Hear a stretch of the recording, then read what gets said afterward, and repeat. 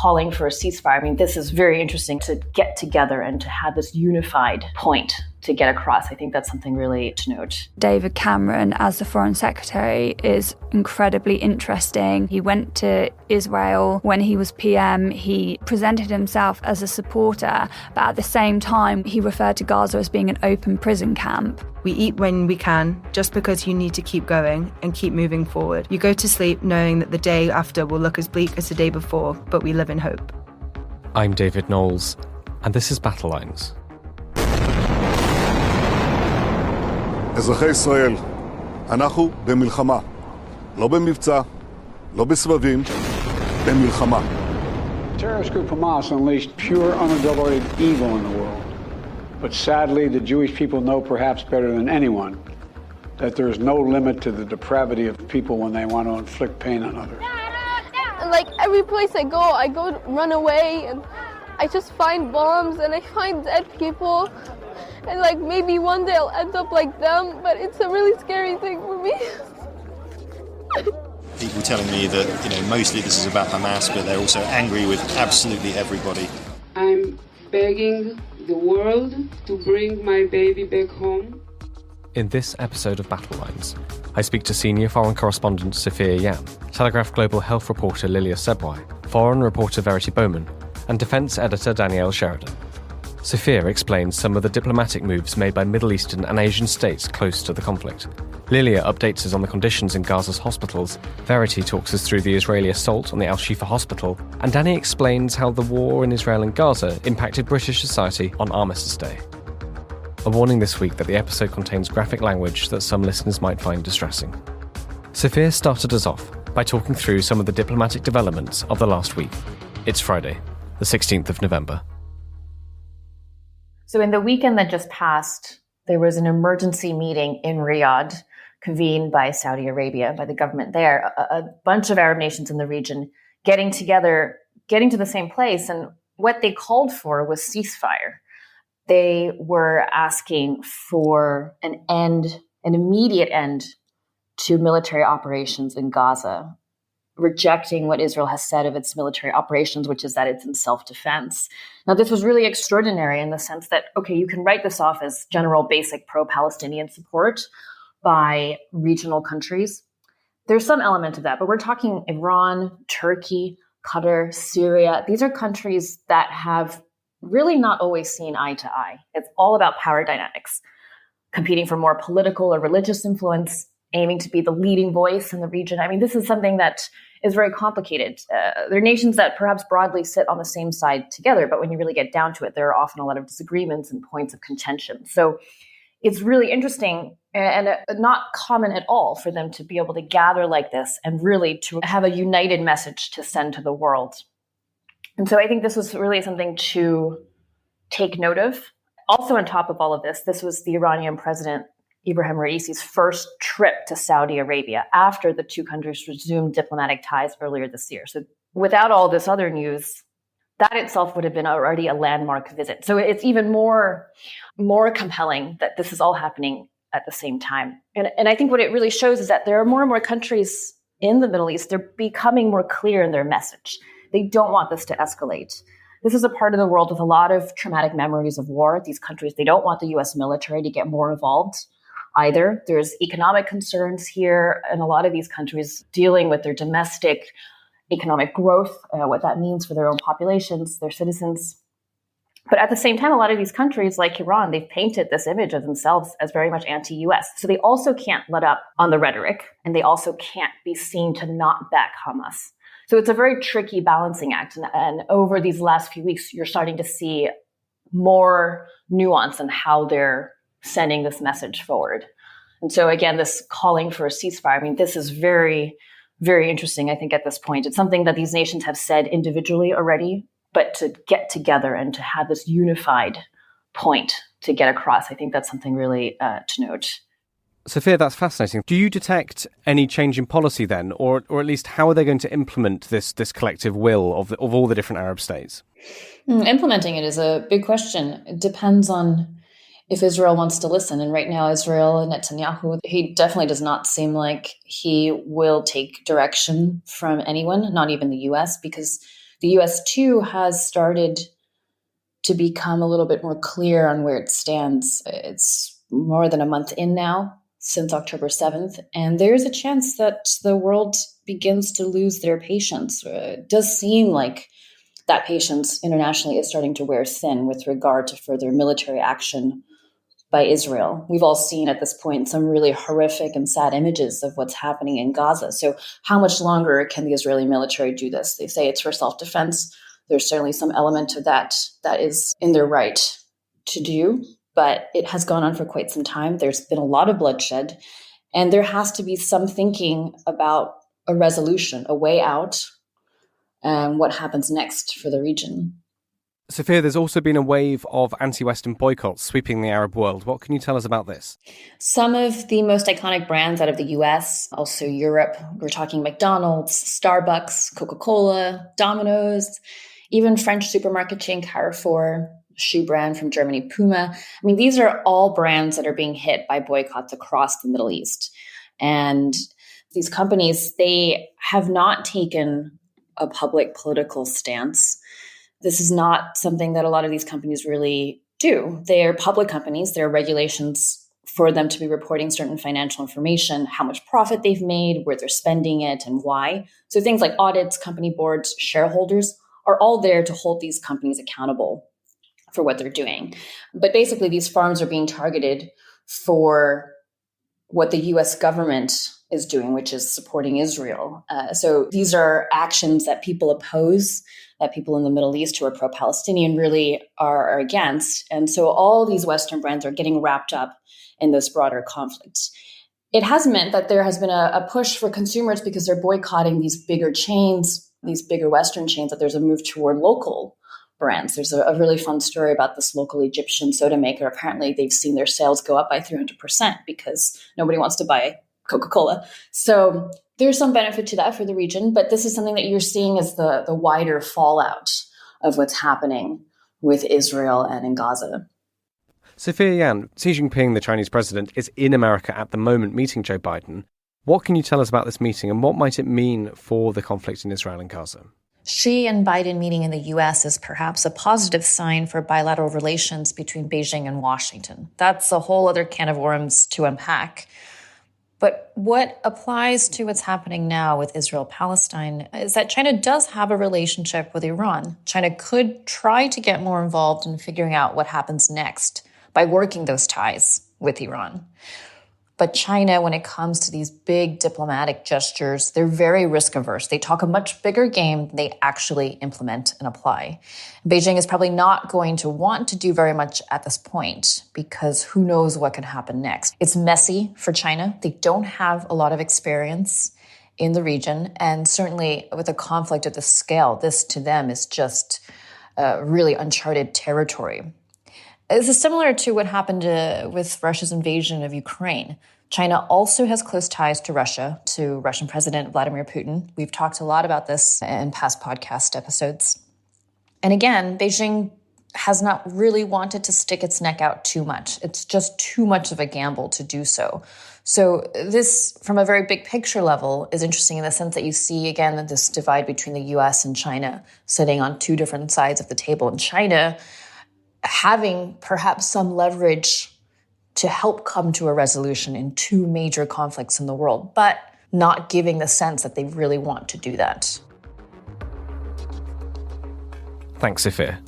Last week, global health reporter Lilia Sebouai spoke to us about the dire conditions in Gaza's hospitals. It was a moving and terrifying report. This week, I asked her again to bring us up to date on the situation for healthcare in Gaza. Here's our conversation. Lilia, last week we spoke about the situation in hospitals in Gaza. You've spent the last week catching up with doctors and medical professionals working in these hospitals. A week on, what more can you tell us? How's the situation changed? So the situation's massively escalated from last week. The healthcare system's basically completely collapsed. The World Health Organization has said that half the hospitals in Gaza, 22 out of 36, are now non-functional, and the 14 remaining hospitals barely have enough supplies to even provide minimum care to patients. They don't have painkillers. We talked about doing C-sections last week with no anaesthetic. One doctor said that he's been forced to do excruciatingly painful wound changes without any painkillers. Limbs are being amputated, major life-saving surgeries. And in the major burns unit in hospitals, you need to scrub patients down with antiseptic or their wounds become infected, and this can be fatal. But doctors have been forced to resort to using a bar of soap to clean people down. They're also working to the background of constant explosions, particularly in northern Gaza.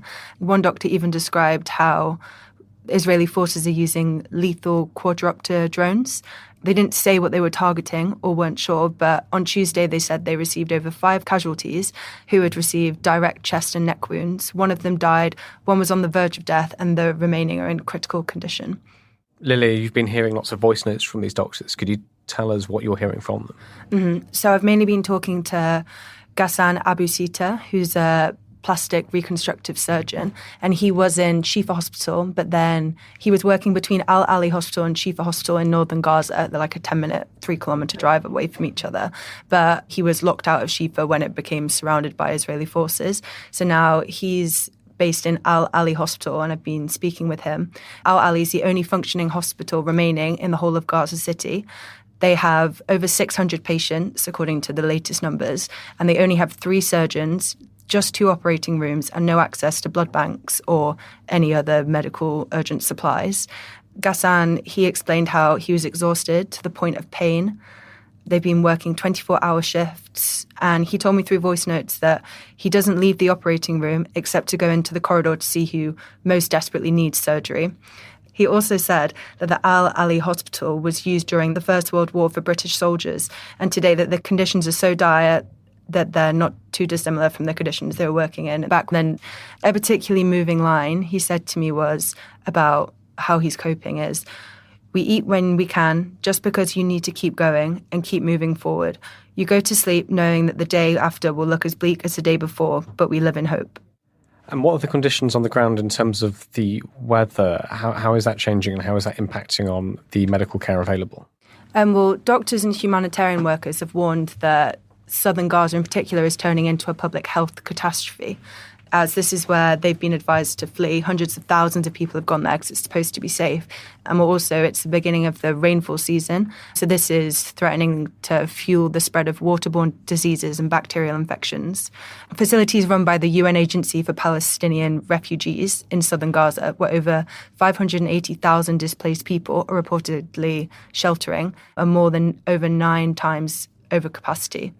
Thomas Wright, the director of the UN agency, who's overseeing the aid distribution in Gaza, said today that sewage is flowing in the streets of Rafah, as all 3 sewage pumps have run out of fuel. And the WHO said last week that there have been more than 33,500 cases of diarrhea reported, which is almost 16 times the monthly average since mid-October, with most of these cases seen in children under the age of 5. People haven't showered in weeks. Water pumps have stopped working, so there's no drinking water for these hundreds of thousands of people, and they're just sharing scraps of food between them. Lilia, you spoke to us last week about the situation in hospitals. We brought you back this week to update us. How would you describe the change? I'd say the change is that the hospitals just aren't functioning anymore. It's beyond comparison. Like when Ghassan compared it to conditions in World War I, it's just inhumane. And I think also because the Israeli forces have closed in on Gaza City and northern Gaza in particular, it's just made conditions unbearable, and it's just really drastic. Looking back over the last week of reporting, what's the interview or the image that stays with you that you've seen? I've just been seeing so many videos and pictures of children being completely mutilated, like bleeding, covered in dust, being pulled out from rubble underneath buildings. And I've just never even seen anything like that before. So I think it's just seeing the sheer amount of children that have been affected by this is shocking. What happens next to the hospitals and the medical professionals and doctors in Gaza, and especially there, as you said, the patients and the children? I think the most important thing to focus on is how to evacuate these critical patients. The Palestinian Red Cross Society, who run the ambulance services in Gaza, and they also run the Al-Quds Hospital in northern Gaza, which fell last week, they shared a video on their account on X showing thousands of displaced people from the hospital and dozens of patients making the journey south only 2 days ago. Some critical patients were even wheeled in hospital beds, which were then lifted over the decimated roads, and they were forced to walk for hours to make the 11-kilometre journey. So I think the next important thing is just figuring out a strategy and a humanitarian corridor of how to get the thousands of people to safety. Thank you very much, Lilia. Since we spoke to Lilia less than 24 hours ago, she's since told us that the Al-Ali hospital has now also stopped functioning, meaning that there are no more hospitals functioning in the whole of Gaza City. We will keep updating you on the state of healthcare across Gaza. Verity Bowman is a foreign reporter for The Telegraph, tasked with the daunting job of running the Israel Live blog. On Thursday, the IDF assaulted the Al-Shifa hospital in northern Gaza. Verity was on the blog that day and reported on the battle in real time. I asked her to take us through the fighting. So it began very early on Wednesday morning when Israeli troops entered the Al-Shifa hospital, and they spent the day deepening their search into it. So at first they killed 5 Hamas militiamen in gunfire outside, and then more than 100 commandos entered the hospital complex. Troops then roamed its wards, rounding up military-aged men for questioning, according to some reports, but it is important to say that a lot of reports coming out of the hospital were varied. So soon after the raid, Israeli forces shared a video showing automatic weapons, grenades, ammunition and flak jackets that it said were recovered from an undisclosed building within the complex. This is really important because it's sort of speaking to the Israeli claims that Hamas is using the hospital as some form of military base, which has been quite contentious in the last few days. Another thing that Israeli forces said they found were Hamas uniforms that were thrown on the hospital floor so that those soldiers could escape in a civilian sort of disguise. So like I said, Israel is hunting for evidence that Hamas is using the hospital as a base, and internationally they've been facing increasing pressure to prove its claims about this, and as well its claims that Hamas are using patients, staff and civilians there as human shields. And again, in a wider context, that's part of Israel's broader accusation that Hamas is repeatedly using Palestinians as human shields. So far, though, some of their claims haven't quite been proved true yet, and one of those is that Hamas built a network of tunnels under the hospital. And Hamas and the hospital have obviously denied these claims, but we're yet to see what's going to develop there. I think something that's really important to remember while all of this is going on is that the hospital is still functioning and looking after a lot of Gazans, many of them who have been most impacted by the war. At the moment, estimates say that there are more than 2,000 civilians sheltering in the complex. While this is going on, doctors have said that water, electricity, medical supplies and oxygen supplies have been cut off completely. And they've even said that there is a stench of decomposing corpses filling the air. We had some evidence of this sort of thing going on because doctors have released images of 36 premature babies who they fear are at risk of dying because intensive care facilities are no longer working. They have said that 3 of these babies have already passed away. Another thing to pay attention to is that the IDF is pretty aware of the PR implications of insulting this hospital, and they've really been trying to stress the humanitarian side of its operation. One of the main things to come out of the raid was an IDF photo and footage of troops carrying boxes that were prominently marked with the label medical supplies. Its troops have also offered food, incubators and other equipment to medics, as well as safe passage for anyone to leave. But the IDF says these offers have been refused. The entire complication is very complicated, and like I said, accounts coming out of the hospital are varied. Some witnesses claim that Israeli soldiers, many wearing masks, shot into the air and ordered young men to surrender when they first entered this facility. They said that about 1,000 male Palestinians, hands above their heads, were in the courtyard, and that some of them were stripped naked by Israeli soldiers checking them for weapons or explosives. However, the BBC cited an unidentified local Palestinian journalist who denied there was any shooting and said that Arabic-speaking IDF soldiers had simply questioned people. The United States, Israel's top ally, also believes that Hamas has a command centre below the Al-Shifa complex. President Joe Biden said that Hamas had committed a war crime by housing their headquarters and their military underneath a hospital. But he did warn Israel to be incredibly careful of harming civilians during the operation. Thank you very much, Verity. Defence Editor Danielle Sheridan spent last weekend covering Armistice Day and Remembrance Sunday here in the UK. The days, traditionally when the population reflects on the cost of war and remembers those who have died in the service of the country, were disrupted by rallies and protests from, on the one hand, pro-Palestinian supporters and on the other, the far right. I wanted to understand what happened and what influence the Israel-Gaza conflict is having on British society. Here's Danielle. Every year we remember that the guns of the First World War ceased firing at 11 a.m. on November the 11th, 1918. The armistice was agreed in the early hours of that very day, with the agreement coming into effect at 11 a.m. It's become so significant in British culture because it represents a moment to reflect and really remember our fallen. So anyone that went to school in the UK will remember the rattle of tins from the Royal British Legion poppy sellers as autumn begins, wearing a poppy as a show of pride for our armed forces, and then how classrooms would fall silent on this day at the stroke of 11 a.m. So from children, the importance of this day is really ingrained in us. I see you nodding along, so I think you know what I mean. Oh, no, we had Armistice Day services, assemblies, everything, yeah. So from children, it is really ingrained in us, the importance of it. And we even saw in the far-right thugs at the weekend, and by the way, for the record, I'm quoting Rishi Sunak there, many of them had poppies on their clothing. So it was disappointing that while they chose to commemorate the event in one sense, they succumbed to violence at a point and forced a cloud over it. One of the things I'm interested in, and kind of the reason we're talking, I think, is obviously the war in Israel and Gaza is impacting different societies in different ways around the world. And we saw that, I think, in evidence this last weekend on Armistice Day and then Remembrance Sunday.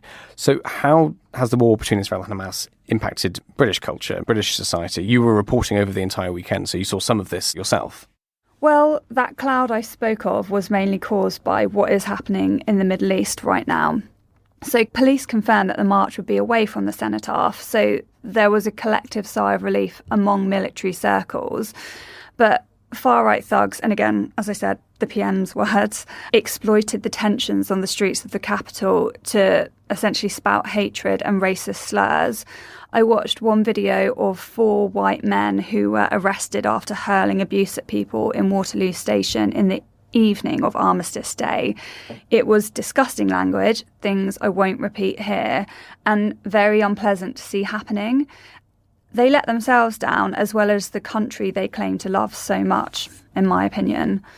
And then the police subsequently appealed to Twitter for help identifying the individuals for hate crimes. A number of people were arrested over the weekend, including people supporting the pro-Palestinian march. Again, the police, and this was a joint effort from the British Transport Police and the Metropolitan Police, appealed to Twitter for help in identifying these people. One image from the pro-Palestine cause showed a smiling woman holding a poster of a palm tree with cutouts of the faces of the Prime Minister and Suella Braverman, the former Home Secretary, scattered among coconuts on a beach. Now, the reference to coconuts is used as a slur against non-white people to insinuate that they're betraying their native culture and pandering to white opinion. In Victoria Station, there was also an instance where poppy sellers had to move their stand on Armistice Day because pro-Palestinian protesters began a sit-in at the station where they were volunteering. RBL is the Royal British Legion, of course. Yes, so it was mostly calm. There were chants of "from the river to the sea, Palestine will be free." And we know that this is a really divisive chant because for some, it is a call to end the Israeli occupation of the West Bank. But to others, including many Jewish groups, it is an anti-Semitic slogan. And in this footage, you see the poppy sellers losing ground to those supporters performing a sit-in, and eventually they just pick up the stand and they move it. And I spoke to the RBL and they said, it wasn't an issue, really. There was no violence. The poppy sellers moved on. They continued selling.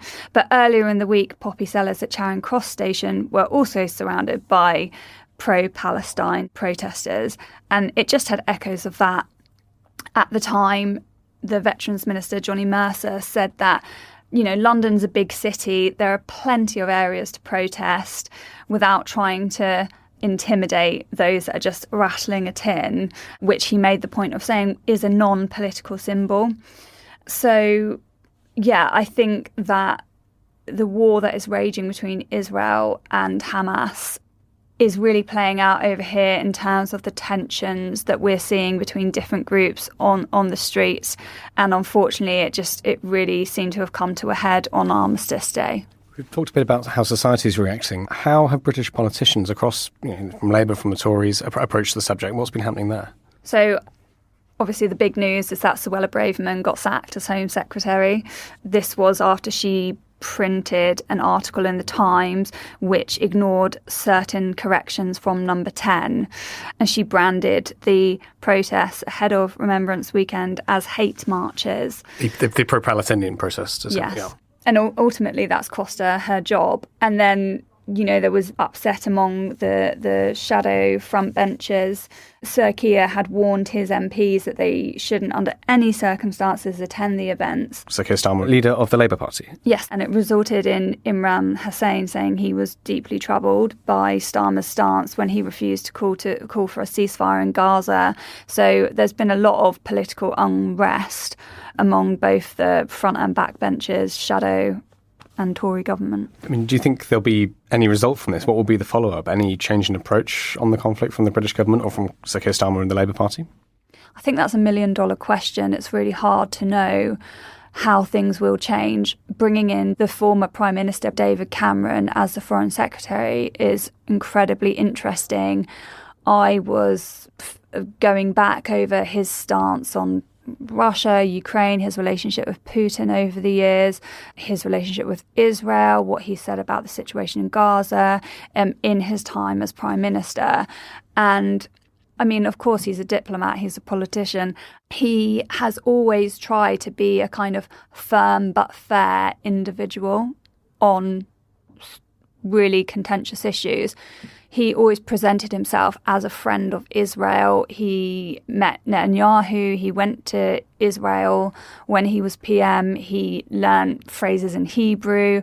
He revealed that he had a grandfather that was Jewish. He presented himself as a supporter, but at the same time wasn't afraid to speak out when he saw injustices in Gaza. And I think his wording in 2016, maybe it was, or 2015, he referred to Gaza as being an open prison camp. So in terms of what will be happening going forward, if we will change the rhetoric now that Rishi Sunak has changed his cabinet, it will be really interesting to see what happens. I don't think anyone knows. All we can do is look back at how David Cameron presented himself on the diplomatic and international stage as a way of thinking what he might do in the months ahead. But no one knows for sure how things will evolve. I think only time will tell. Danny, you're back from Jerusalem now after your reporting trip. Before we talk about your reflections on that, did you get any sense from Israelis you met about their views and their thoughts on the divisions, sort of social divisions in European society caused by or certainly influenced by the conflict between Israel and Hamas? So the people that I spoke to on the ground on Israel, I think it needs to be caveated with the fact that emotions were incredibly high and there wasn't a lot of tolerance for the pro-Palestinian stance. I was meeting people, outside vigils for hostages who were trapped in Gaza. I was speaking to young people at funerals of those who had been killed during the October 7th attacks. And they were speaking from a real place of anguish, hurt and frustration. And they felt angry. On the whole, I would say that there was so much support for Palestine and that there was a lot of accommodating behaviours from governments to allow these protests to happen. But I would also, as I say, I'm framing that within the sense that these are people that are on the ground of a country that has been invaded and brutally attacked. So they are going to have this kind of raw response, and I remember a conversation I had with one woman who had actually moved to Israel 18 months prior from North London, and she was just quite angry that we were allowing these protests to go ahead in London and saying, it's disrespectful to us and what happened to our country. It's just brushing over the attacks and going back into the narrative of what's happening in Gaza. And by doing that, it forgets the atrocities that took place, or it overrides the whole issue that has prompted these protests to begin, and the focus is no longer on Hamas went into a country and slaughtered 1,400 people and has moved the focus onto the subject of Gaza, and that is really painful for those Israelis living this experience every day. And final thoughts from you, Danny, really on your reporting trip. You've been back in London for just over a week. When you look back on your time in Israel and Jerusalem, what do you make of it? Well, I would say I returned to the UK more confused about the situation in the Middle East than I went out there. It was very clear cut to me. Hamas invaded a country, killed innocent civilians. A retaliation is required. But at what point does the retaliation stop?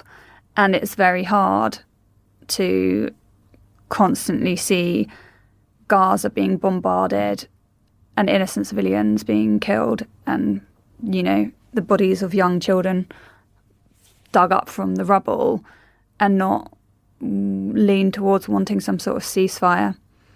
Justin Welby called for a ceasefire the other day. I overheard someone saying that was incredibly naive, and they expected more from someone in that position to call for that. And perhaps it is. And perhaps the reality of war is that innocent civilians get caught in the crossfire, but that doesn't mean it makes it any easier to digest. And I do feel for Gazans, I feel for Israelis, and I'm glad I'm not a politician or a world leader trying to make sense of this and deciding what to do next. I think the difficulties is that Hamas are using civilians as human shields, and they are manipulating the fight, which is desperately unfair. We know that Israel is appealing to civilians to leave, but if civilians have no choice to flee, then what are they supposed to do? So, as I said, I left it more confused than I was when I entered, and you can probably tell from my argument that, well, I'm not. It's not an argument. I'm presenting the two ways I see it, which is it is a desperately sad situation, and one that has been going on really for years, because as people say, this doesn't just begin on October the 7th. This goes back for decades, and I don't really know how this war is going to play out, but I do know that no one wants to appear weak. And so if Netanyahu gives in to a ceasefire or stops pummeling Gaza, he will be considered weak, and that is the one thing that leaders do not want to be associated with. Danielle Sheridan, thank you so much for your time. Thank you. Battle Lines is an original podcast from The Telegraph. To stay on top of all of our news, analysis and dispatches from the ground in Israel and Gaza, subscribe to The Telegraph, or sign up to Dispatches, which brings stories from our award-winning foreign correspondents straight to your inbox. We also have a live blog on our website, where you can follow updates as they come in throughout the day, including insights from contributors to this podcast. If you appreciated the podcast, please consider following Battle Lines on your preferred podcast app. And, if you have a moment, leave a review, as it helps others find the show. As disinformation is a particular problem during conflict, we are relying on your support more than ever. Battle Lines is part of wider Telegraph foreign coverage in our podcasts. If you're interested in finding out more about the war in Ukraine, you can listen to Battle Lines' sister podcast, Ukraine the Latest. This episode of Battle Lines was produced by me, David Knowles, and executive producer Louisa Wells.